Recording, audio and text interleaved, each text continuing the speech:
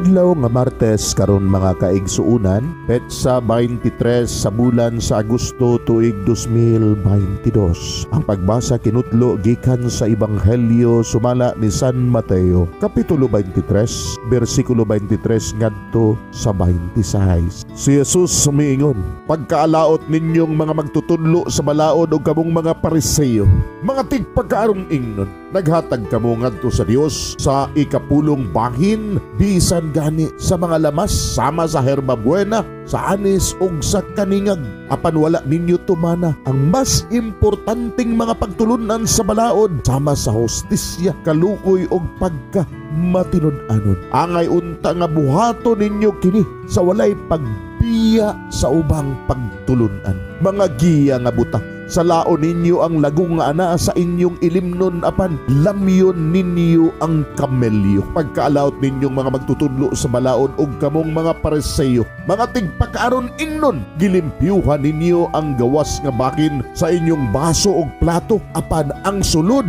na puno sa inyong mga kinuha pinaagi sa panlupig ug kahakog. Mga Pariseo nga buta, limpyuhi una ninyo ang sulod sa baso ug plato ug malimpyo sa ang gawas ni ini." Mga igsuon, ang Ebanghelyo sa Ginoo. Daygon ikaw, O Kristo.